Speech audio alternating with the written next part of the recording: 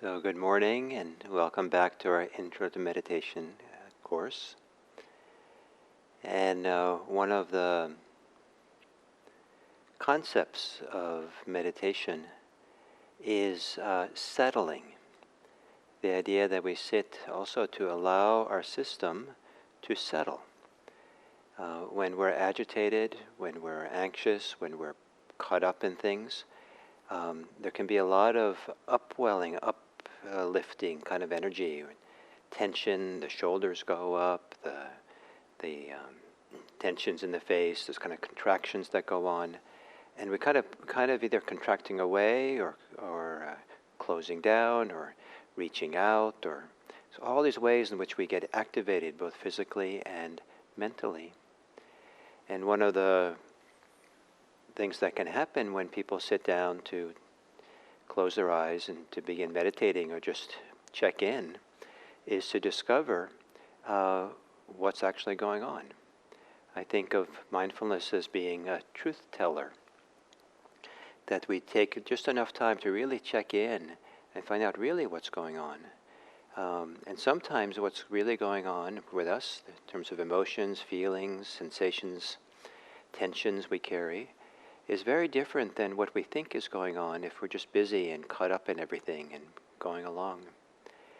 And as we connect to ourselves and just sit and sit quietly, the more active the life has been, the more just sitting quietly and doing kind of nothing allows the system to settle. Allows the body to relax, the shoulders to relax.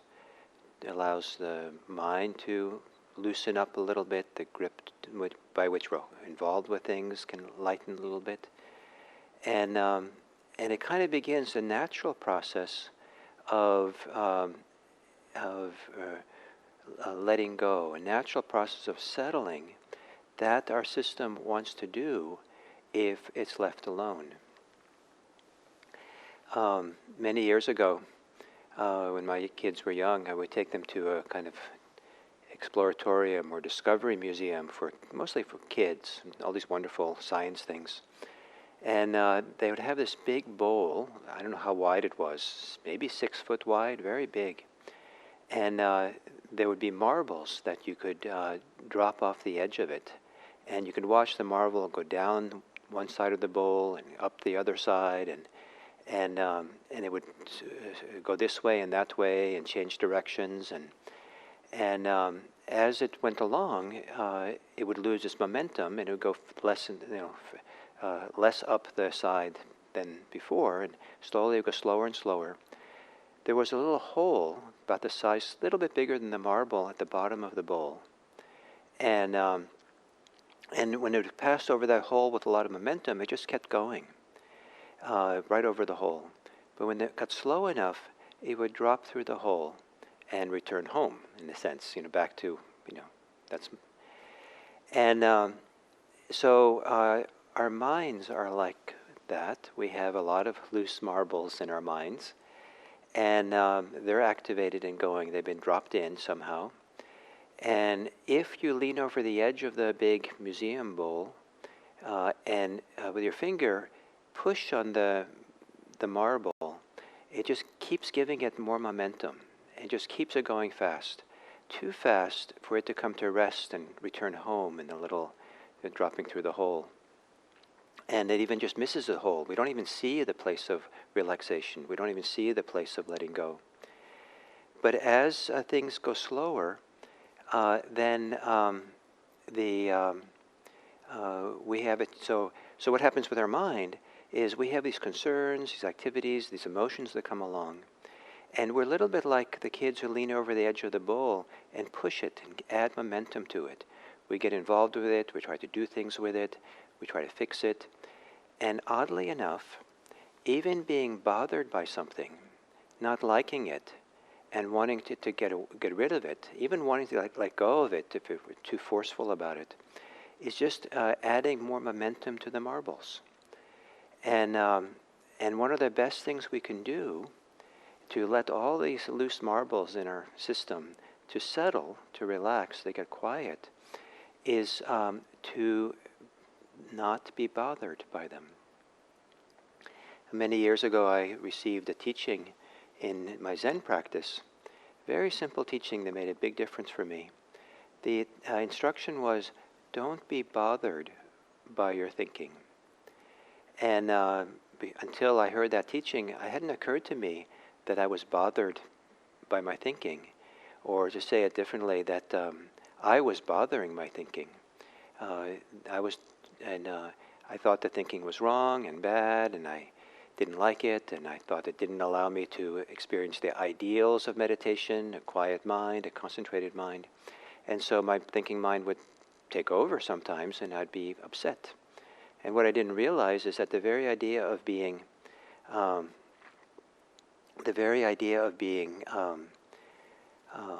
upset, surprisingly, is just pushing those marbles, giving them more momentum over and over again. So is it reasonable to sit in a quiet way and not be bothered?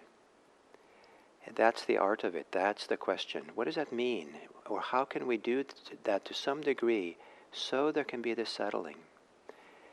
And sometimes it doesn't require much more than just not doing anything. And that's one of the wonderful things about taking some time off to meditate, is some of the benefits come not from trying to meditate, not jumping right in and now I'm going to meditate, but the benefits come from just sitting down and not doing anything and allowing the whole system to settle. And so it can be as simple as a 3-breath journey that I've been teaching. So I'd like to ask that we do that together, that you would close your eyes in whatever posture you're in,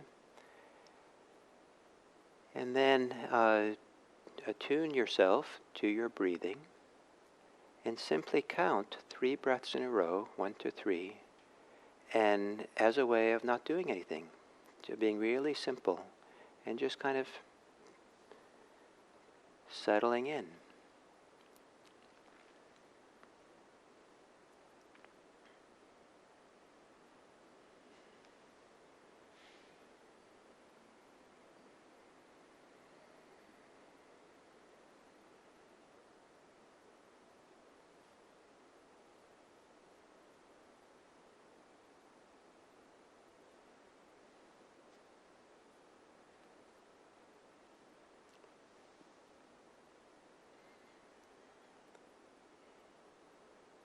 And then you can open your eyes.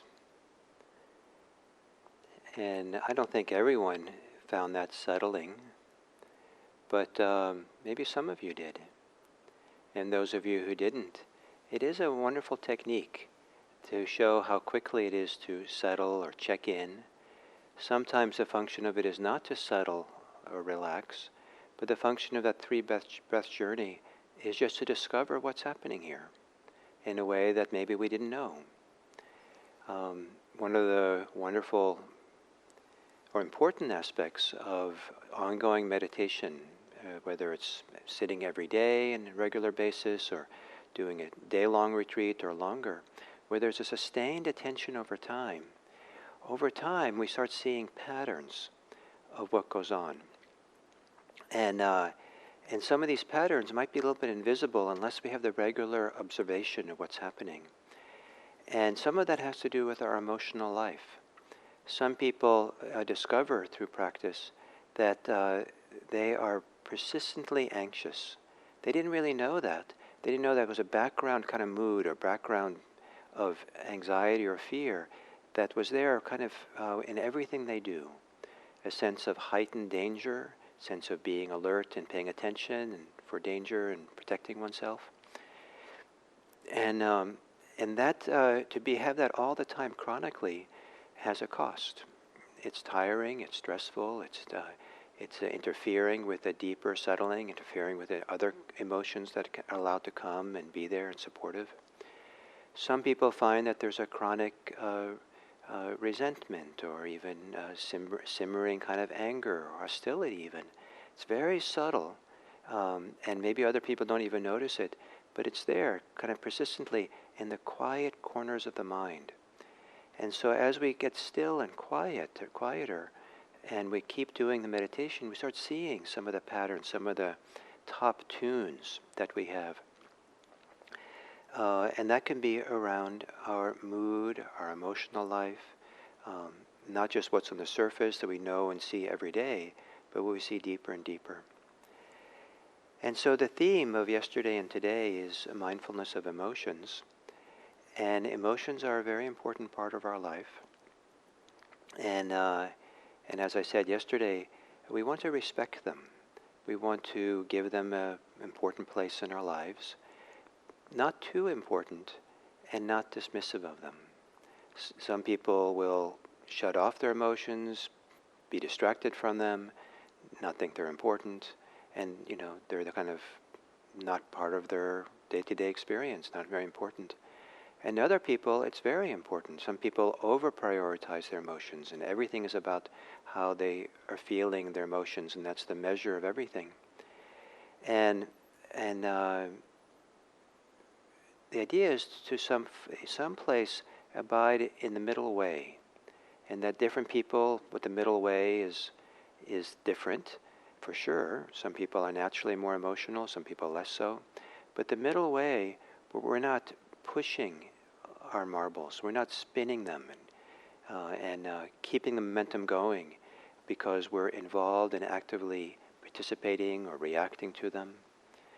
And find that middle way of just allowing the emotion to be there. And so there is a 4-part practice that is helpful with being mindful of emotions. And it has the acronym RAFT, R-A-F-T. And the R stands for recognizing.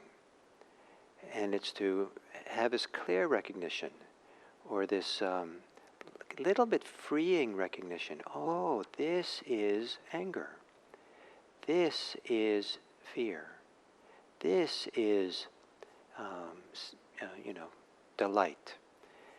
And you don't have to say this to yourself, but this is, to add that to the recognition, is meant to demonstrate that there is a kind of stepping back and kind of like, oh, that's how it is, as opposed to staying in the middle of the emotions and kind of recognizing it's there, but kind of being entangled with it.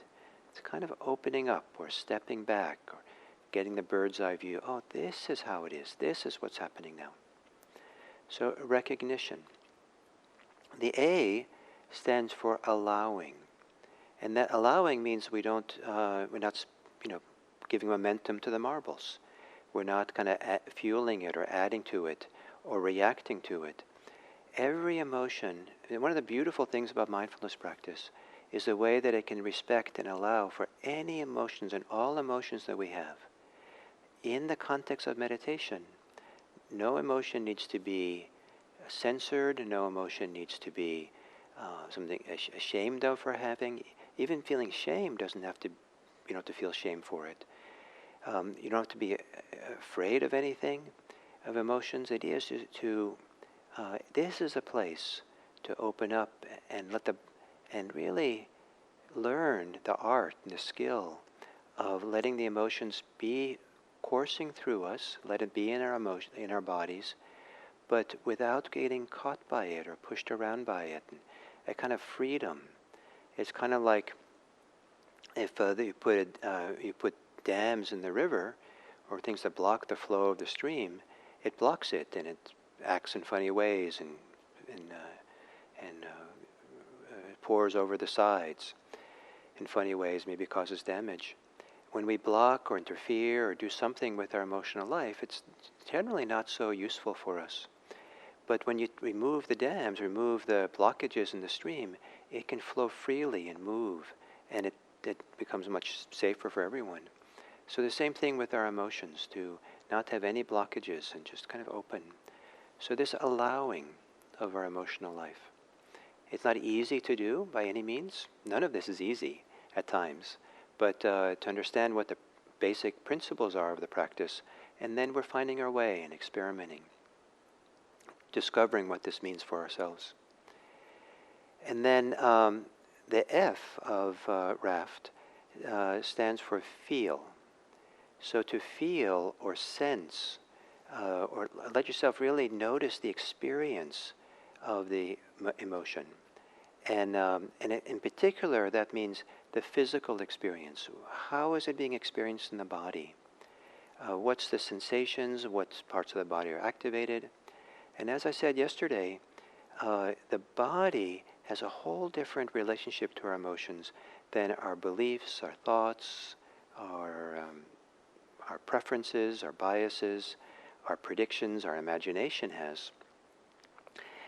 The body, if it allows the emotion to be in the body and kind of opens and relaxes and no blockage to it, and lets the energy, in a sense, of the emotion flow, lets the sensations connected, the tensions of the connected to the emotion, just kind of settle and open.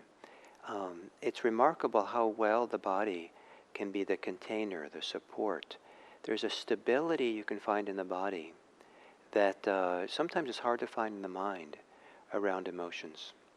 And one way to get that stability and settling is to identify what parts of the body are most activated by the particular emotion we have. The more difficult and stronger the emotion, more likely you can find the physical location where that is most activated. And then you can, but there's much more in the body. Not all of the body usually is activated by the emotion. And so it's possible to get a sense of the wider body that's a little bit more calm and settled, perhaps, that's also holding the particular place where there's maybe difficult emotions or strong emotions. So the art of feeling and practicing mindfulness of the body with emotions.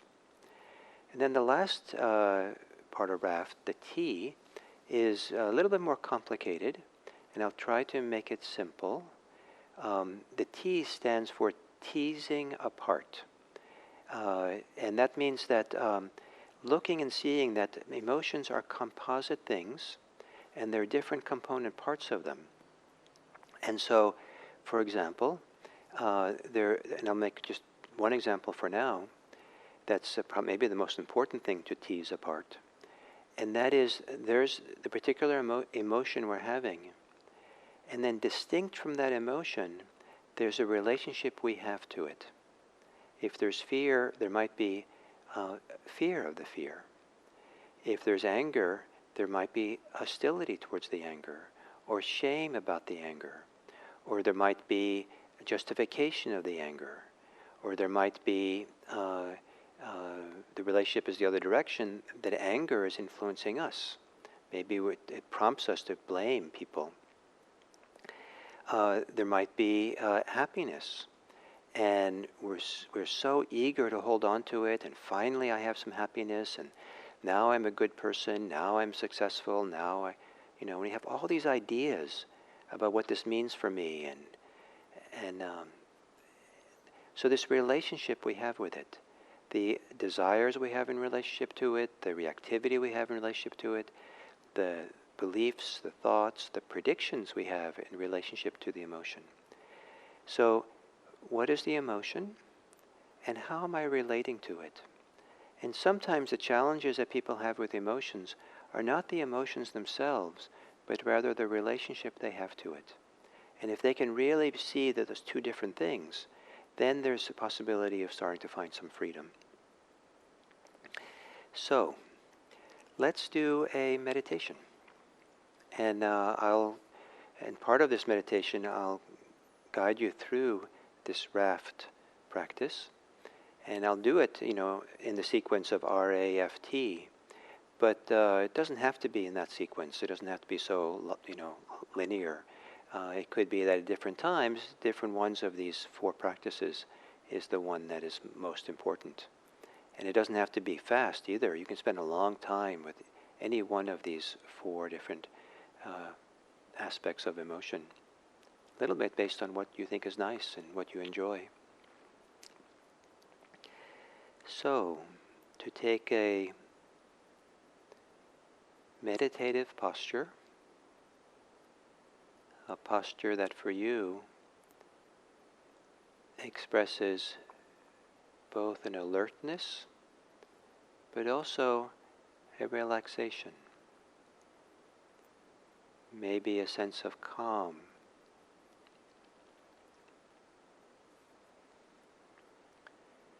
And then taking a few slow, deep breaths.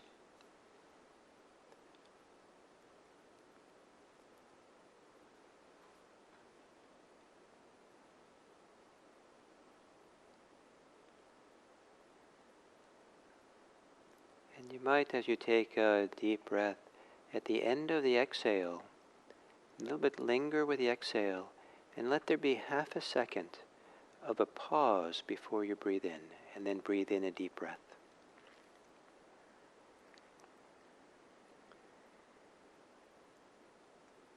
And this idea of breathing in deeply, exhaling deeply, fully, and doing the half-second pause sometimes helps center the mind. It helps let go of its preoccupations, especially the half-second pause in the beginning. It kind of gets the mind's attention. Breathing is important. And so kind of like, okay, this is something important going on here. And then let your breathing return to normal. And if you feel you can do it in a gentle and caring way, with a natural breathing, at the end of the exhale, for 3 breaths, allow there to be that half-second pause, just so that it helps you get gathered or settled. Like, this is important here, being with the breathing.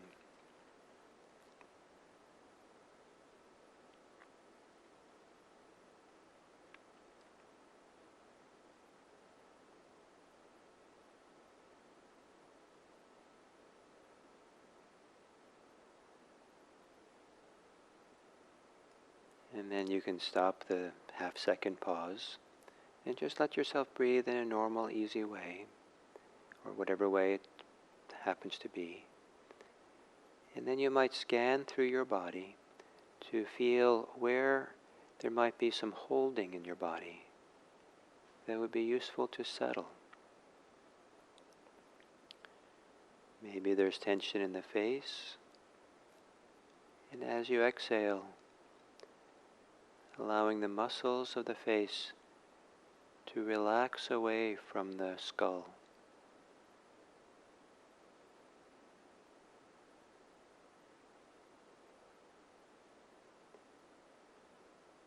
There might be tension in the shoulders.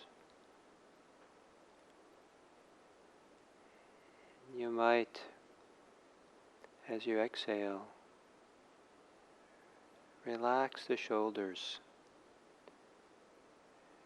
allowing the pull of gravity to tug at them slightly.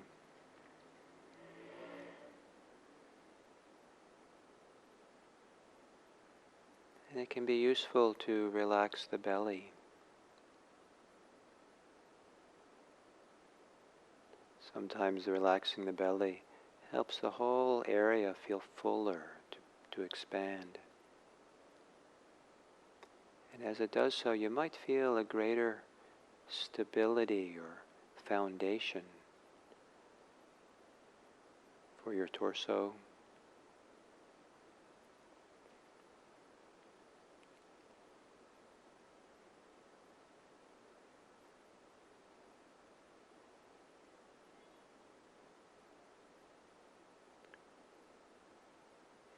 And then for the next 5 minutes or so, we'll sit in silence, practicing mindfulness of breathing, practicing not trying to do too much, except continually getting out of your own way, to let your whole system settle. Getting out of your own way can mean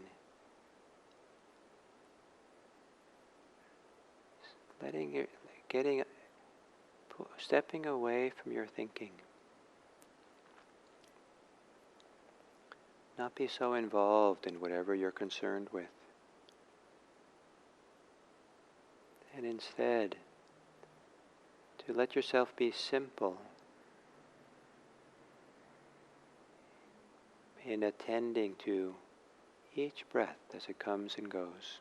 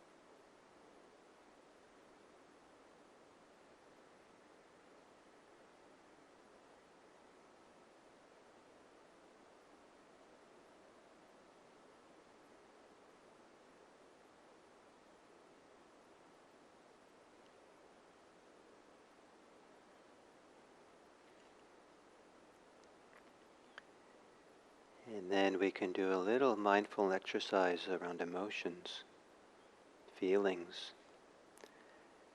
So continuing with the meditation, notice what is your general emotional state now? How are you generally feeling?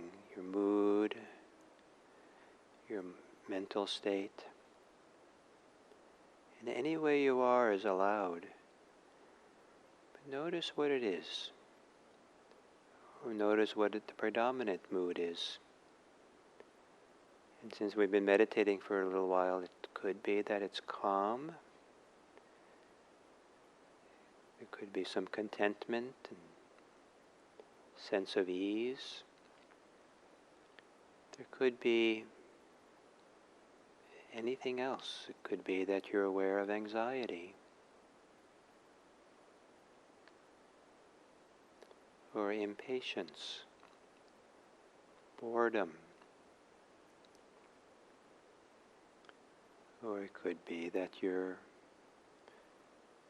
happy and relieved.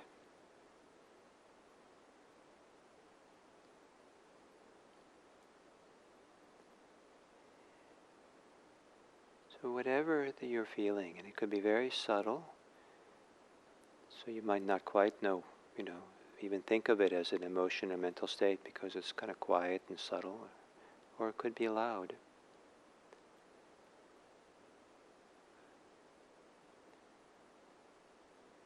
And even if you feel nothing at all emotionally, that also is a kind of emotion, kind of a blank or a lack or something. So whatever it might be, see if you can quietly, peacefully recognize it. Maybe with a mental note, calm, happy, afraid, irritated, whatever it might be.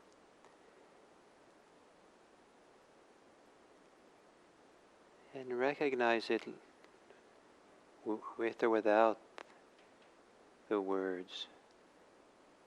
This is calm. This is. As a way of kind of opening up to it or stepping back from it. Finding maybe a little bit of freedom from the emotion.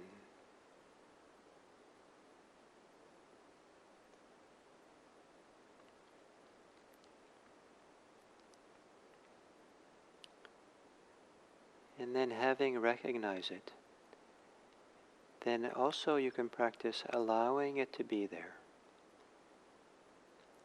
As if it has infinite permission to finally show itself in the light of awareness.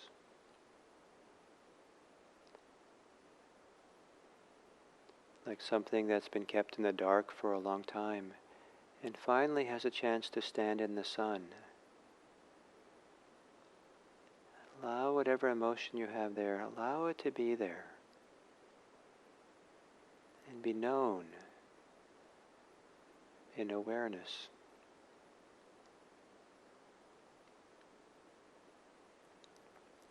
And this allowing is a matter of degrees. You don't have to do it 100%, but to do it to the degree that you can. A little bit of permission or non-reactivity.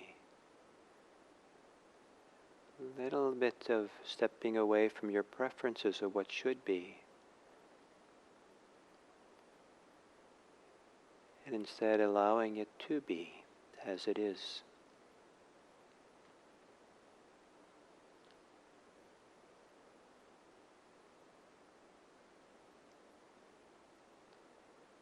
To allow also means to not be in conflict, or not to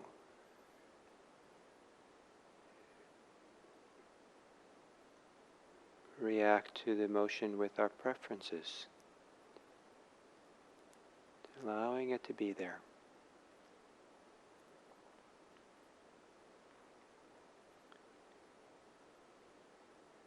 And then as you allow it, feel it in the body. And if it's not very clear where it is in the body, you might first notice then where clearly it is not in the body. Maybe it's not in your little toe. Maybe it's not in your ankle. Maybe it's not in your anywhere in your legs. And by a calm process of elimination, we might realize, oh, it's mostly in the chest. It's not very strong, but it's mostly in the belly, or in the face, or the throat. Or maybe it's very clear where it is in the body, what's activated the most. And then with the same allowing attitude, feel the physicality, the sensations of the emotion, and allow them to be.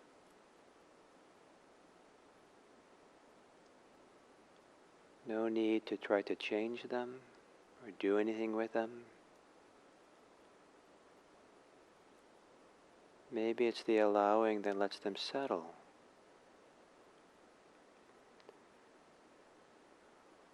Or the allowing that lets the physical feelings change, unfold, evolve.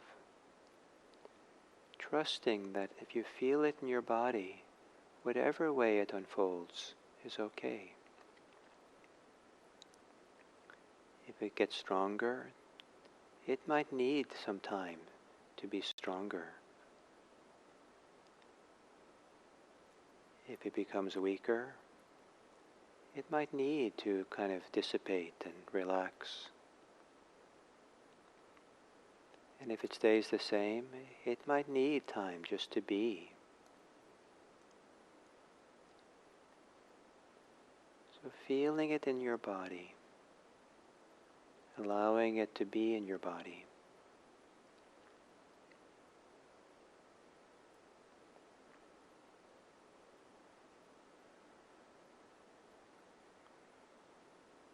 And then recognizing, if you can, your relationship to whatever emotion that's present now, whatever mood you have.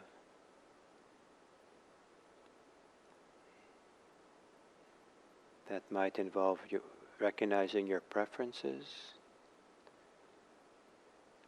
the ways you lean towards or pull away from, contract or open up to.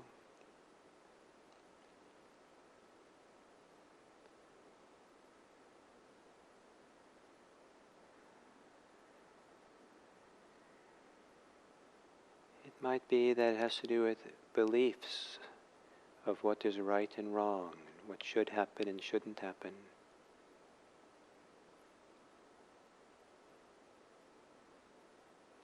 Or it might have to do with beliefs about what this emotion says about who you are, how you use it to define yourself.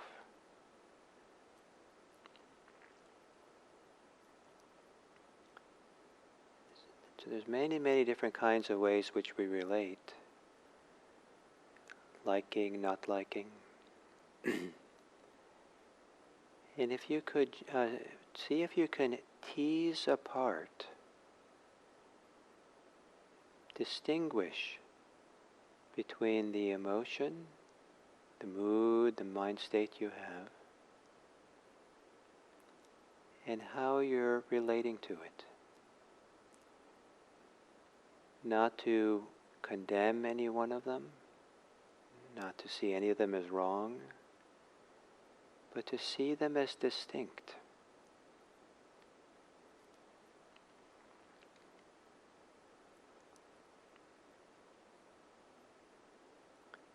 And in a sense, to free your emotion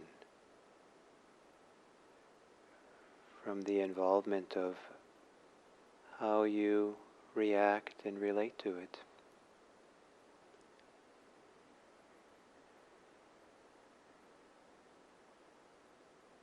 It's okay to feel whatever's here.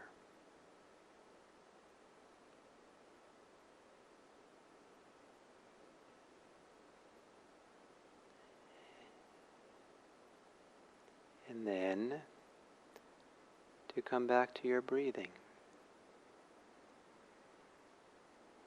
Perhaps with a sense that your breathing is in the middle of all things, in the middle of your emotional life.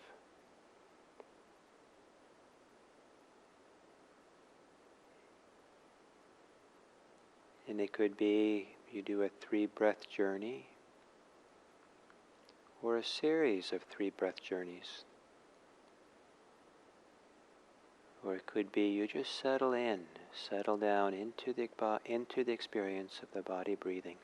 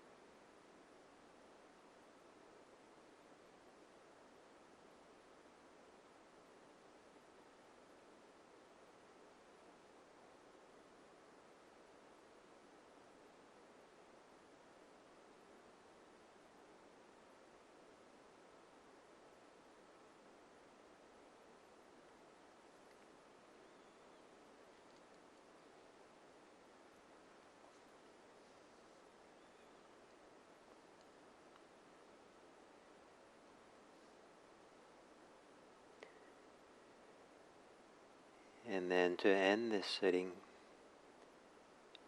take a few bigger breaths. Perhaps by taking bigger breaths, to do it in a way that's caring for yourself. Caring breaths. And then as you prepare to open your eyes, to maybe have a little bit of a caring attitude for yourself and for what's around you and for others.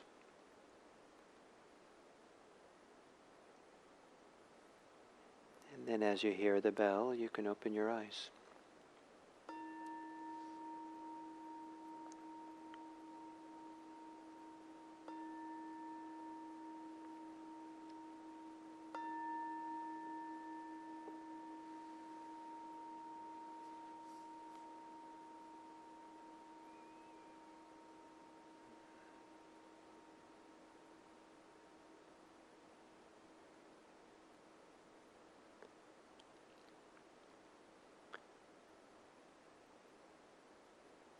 So it's been my experience that mindfulness of our lives, including and very much including mindfulness of our emotions, has made life much richer, much more fuller. That certainly some of the extremes of emotions have quieted down, and in both directions. But instead of the extremes, I feel like my emotional life has become much richer, much more varied, and much more in tune with the world around me and responsive to it in a very nice way. And there's greater empathy and greater feeling with others, what's going on. I said earlier that sometimes people meditate, they are surprised to see that what they thought was going on was not actually what's going on. That they were, some underlying current of emotions that's always there, and it's a surprise to see it. Some people get surprised to discover that it's they prioritize certain emotions, that they're oriented towards certain emotions as being important, and so they pick them up as soon as they appear. They get involved with them, they fuel them, they give them importance. And there's others which, when they arise, they ignore. It has no importance. It has no value, and so there's no paying attention to them at all. And to not prioritize one emotion, or not assume that there might be one that's maybe kind of strong, and then people prioritize it and kind of define themselves by it, and missing the fact that actually, in addition to that predominant emotion, or what we're prioritizing, there might be many different smaller emotional responses happening all the time. And there's a kind of a dance and a flow of subtle movements, a kaleidoscope of different emotions that come into play. I used to have fun with that many years ago. When I would drive my car on the freeway, I would do emotion mindfulness. And it was a little bit of a game, but I would tune into the emotions, the subtle emotions that come into play as I was driving, because I was driving. So instead of the overarching mood that I had that day, I would pay attention to all the subtle shifts based on what was happening in the traffic. What kind of cars were passing me by, and someone cut me off suddenly and I'd feel some irritation or anger. And then there'd be a police car that would pull up behind me, and I'd feel afraid, and then the police car would go off, and I'd feel relief. Or there'd be a very nice car driving by, and I could feel delight in looking at the beautiful color, or the shape, or I would feel the desire. Oh, that's the kind of car I would like. And then someone was driving slow and in front of me, and then I'd feel a little bit irritated, and it was just kind of like nothing stuck because they were kind of subtle and the traffic was changing all the time. But it was so much fun to watch the kind of the flow and movement of it all. And it kind of was fun because I didn't identify with it. I didn't define myself by those emotions that were happening. I just let them kind of wash through and watch the change and all that. But in a sense, that driving became much richer. But, I think I was still driving safely. And so to allow emotions, to let the marble settle, is not supposed to make us emotion free, but actually I find it actually frees up emotion. There's a story that in my life when I spent about 3 years in a Buddhist monastery and doing a lot of intensive practice. And when I left that place, one of the first things I did was, in the first days after leaving, was I went to see the movie Gandhi with Ben Kingsley, I think, that had just come out back then. And several times during the movie, I cried. And I usually don't cry at movies, so it was kind of a new thing. And as I was leaving the theater, the thought went through my mind. And I say it that way, the thought went through my mind, because I knew enough not to identify with the thought, not to think, oh, that's me thinking that thought, and I have to believe it or react to it or, use that thought as a way of defining myself as being right or wrong or something. I noticed this thought going through, and the thought said, the thought was 3 years of monastic training, and it failed because of it failed with because I was crying. The next thought I had was, no, 3 years of monastic life and it worked. That now the emotions were much freer to move through me. So I find it a wonderful adventure, a wonderful process of discovery to include this. When we sit and meditate kind of in a simple way in mindfulness practice, we don't prioritize our emotions. The instructions I'm giving now, it's not like, oh, now this is what you're going to do. The basic idea is to sit down to meditate with the breathing, and then and use the breath as kind of like the home base, the home where you come to, where you settle, and that's comfortable to be in. Maybe, hopefully, over time you'll get more and more comfortable with it. And but there's this place to get focused, to settle, to get concentrated, to cultivate mindfulness of breathing. But if something else is more compelling than the breath, like if it's strong sensations in the body or some compelling emotion, that's when you can go in meditation and let go of the breathing and do mindfulness of the emotion. Recognize it, allow it, feel it, and then if it makes sense to you, you can tease apart the emotion from your relationship to the emotion. And that gap or that distinction might give you a little more freedom. And if you learn to do this in meditation, some of it might rub off into daily life. And you'll find maybe an effective way to be with your emotions, and a little bit more balanced, a little bit more free with your emotions as they occur in your daily life as well. And then so in meditation, once you've done that for a few times, then you've been with your emotions and noticed it. If it's no longer compelling or it feels right, then you can come back to your breathing and settle in your breathing again. So next time we meet, which is on Monday, I'll talk about mindfulness of thinking. And some people treat their thoughts as the enemy of meditation because it often takes them away from the present moment. But there's an art to include everything as part of our life with mindfulness meditation. So our thinking life also can be included. It actually can be a very important place to have this as a special form of awareness that we're cultivating, awareness of mindful awareness, to have that in relationship to thinking. And there also we can discover how to become free, how to have some freedom from our thinking. So we're not glued to our thoughts or caught in our thoughts, caught up in our thoughts. And so we'll do that. And in the meantime, if you find yourself thinking a lot, then just recognize it.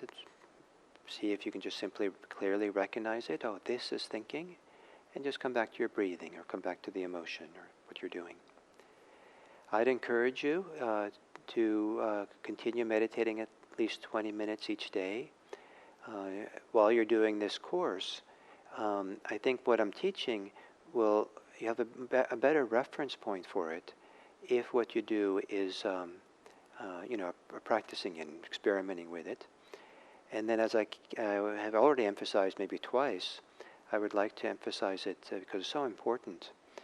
Please be very careful with your any judgments and ideas you have about how your meditation is going. Especially, there's no need to think that's not working. If you're doing mindfulness meditation, it's always working, and one way or the other. And so here's one way of seeing this, for example. One of the things that makes meditation hard is if you get lost in your thoughts. But if you're really lost in your thoughts, you don't have a problem. because you're so lost you don't know that you are meditating. Once you recognize you're lost in your thoughts, you're already back. You're already being mindful. Oh, I'm caught up in my thoughts. You don't have to at that point decide, oh, I'm doing it wrong, I'm bad, and then jerk your mind back or something. You're already back as soon as you recognize you're lost in thinking. So either you're so lost you don't have a problem, or you recognize it's happening and you're here. So if that distinction makes sense to you, it's a way of kind of starting to find out how to be more equanimous or less reactive to what happens as you move through your meditation and what goes on. Just assume that whatever way you're meditating is right for you, and just keep doing it sincerely. And then we'll meet again here on Monday. So I appreciate very much to share this with you, and and it is a little strange to carry on this long monologue without people here in the room, but hopefully this format works for you, and certainly I'm enjoying being able to share this and share something that's so important for me. So thank you very much.